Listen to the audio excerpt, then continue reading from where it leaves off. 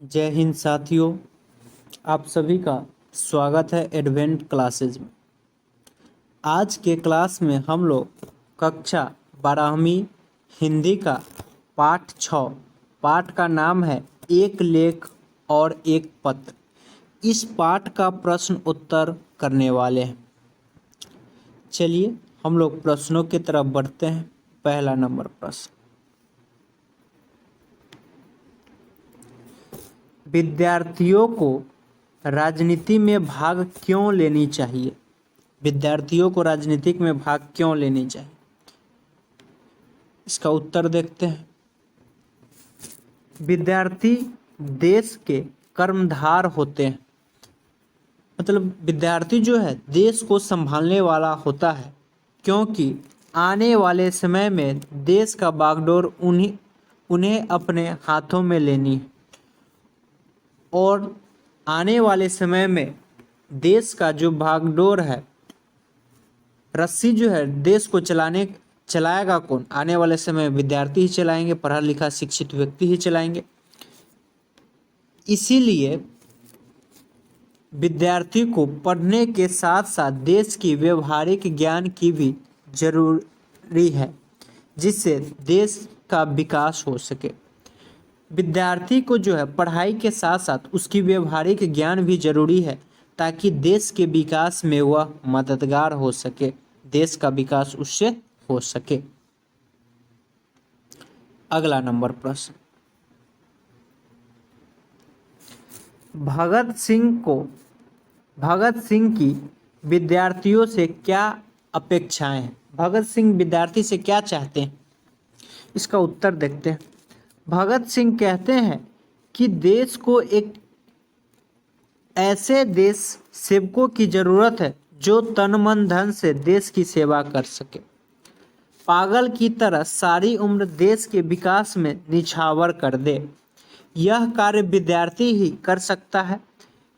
विद्यार्थी ही क्रांति कर सकता है।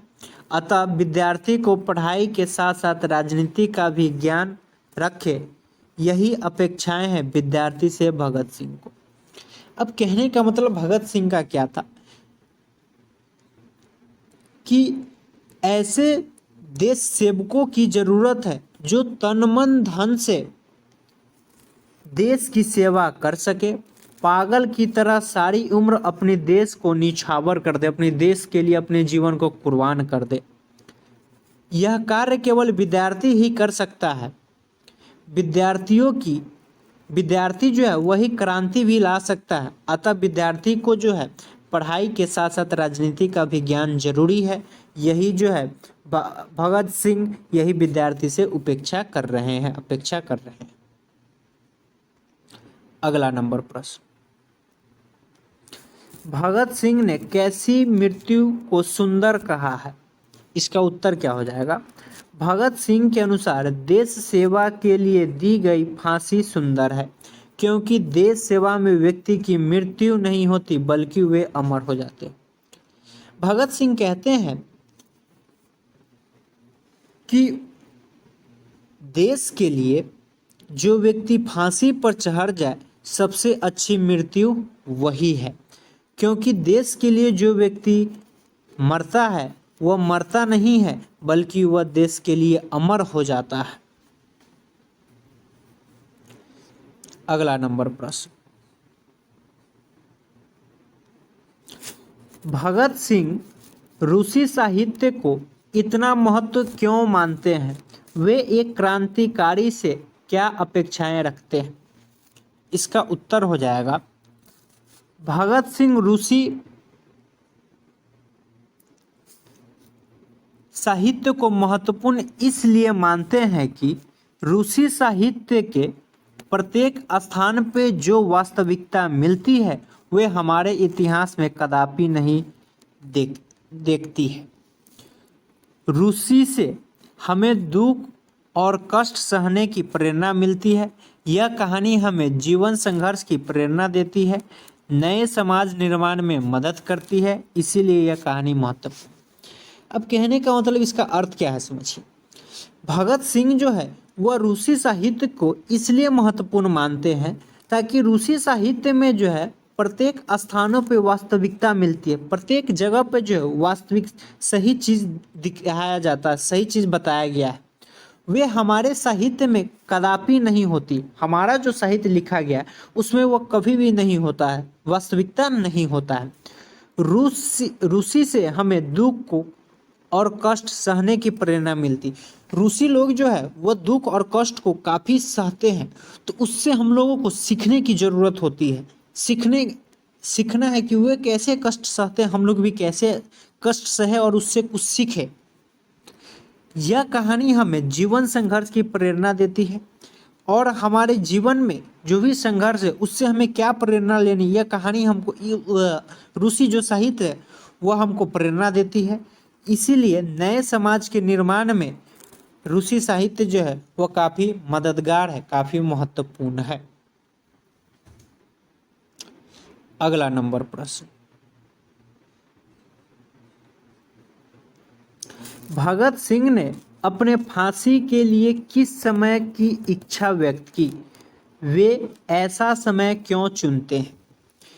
इसका उत्तर देखते हैं।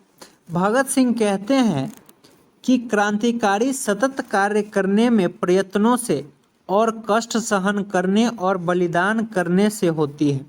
भगत सिंह की इच्छा थी कि जब वे भारतीय स्वाधीनता आंदोलन अपनी चरम सीमा पर पहुंचे तब उन्हें फांसी दी जाए। इसके अर्थ को समझते हैं।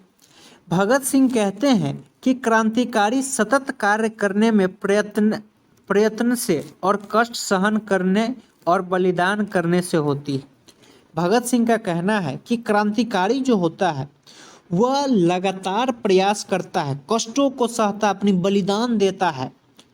और भगत सिंह का जो इच्छा था कि भारतीय जब जो है वह स्वाधीनता स्वयं से जब आंदोलन करने लगे, वह भी आंदोलन एकदम चरम स्पर्श काफी हद तक पहुंच जाए, तब उन्हें फांसी दी जाए। अगला नंबर, अगला जो है व्याख्या है।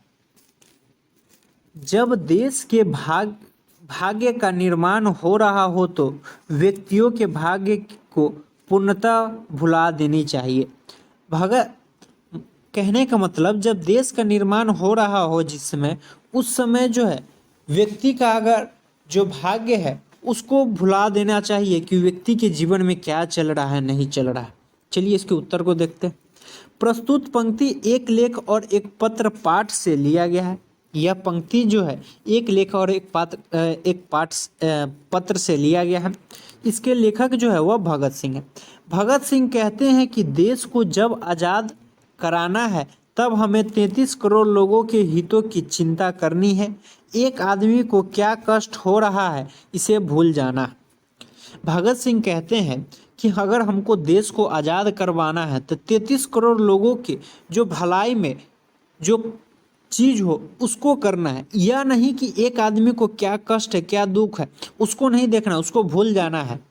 आज भारत बुनियाद कुर्बानियों के बदौलत आज़ादी आज भारत को कुर्बानियों के बदौलत आज़ादी मिली है। इसकी रक्षा भी हमें बलिदान पूर्वक ही करना है।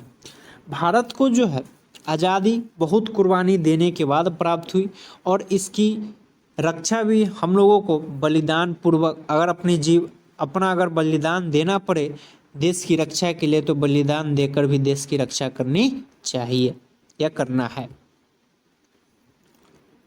अगला नंबर, मैं आपको बताना चाहता हूं कि विपत्तियां व्यक्ति को पूर्ण बनाने वाली होती है। भगत सिंह कहते हैं कि हम आपको बताना चाहते हैं कि जीवन में जो विपत्ति, जो कठिनाई आती है वो व्यक्ति को पूर्ण बना देती है। इसका उत्तर देखते हैं। प्रस्तुत पंक्ति भगत सिंह द्वारा रचित एक पाठ, एक लेख और एक पत्र से लिया गया है। विपत्ति व्यक्ति को पूर्ण बनाती है, अतः युवकों को विपत्तियों से कभी भी हार नहीं माननी चाहिए, ऐसा भगत सिंह कहते हैं। यह पंक्ति जो है भगत सिंह के द्वारा एक लेख और एक पत्र से लिया गया है। जिसमें भगत सिंह कहते हैं कि विपत्ति जो है लोगों को पूर्ण बनाता है, अतः युवकों को जो है विपत्ति में कभी भी हार नहीं माननी चाहिए, कभी कोई समस्या आए तो हार नहीं माननी चाहिए। ऐसा कहना किनका है? भगत सिंह का। अगला नंबर प्रश्न, हमें तो केवल अपने समय की आवश्यकता की उपज है। इसके उत्तर क्या हो जाएगा? प्रस्तुत पंक्ति भगत सिंह द्वारा रचित पाठ एक लेख और एक पत्र से लिया गया है। भगत सिंह कहते हैं, मनुष्य अपने समय की आवश्यकता की उपज है। समय ही बलवान होता है। अपने रास्ते पर भारतीय को चलकर देश को आज़ाद बनाना होगा। जेल की सजा या मृत्यु दंड से डरना नहीं होगा। कहने का मतलब यह पंक्ति जो है भगत सिंह के द्वारा एक लेख और एक पत्र से लिया गया है। इस पंक्ति के माध्यम से भगत सिंह कहते हैं कि मनुष्य को जो है मनुष्य अपने समय की आवश्यकता की उपयोग करे। समय ही बलवान है। समय से बड़ा कोई धन नहीं होता। सबसे बड़ा धन जो है वह समय होता है। अपने रास्ते पे भारतीयों को चलकर देश को आज़ाद बनानी होगी और अपने रास्ते अपने मार्ग पे चलकर जो है देश को हमको आज़ाद करना होगा। चाहे उसके लिए हमें मृत्यु दंड मिले या जेल मिले, उससे डरना नहीं है।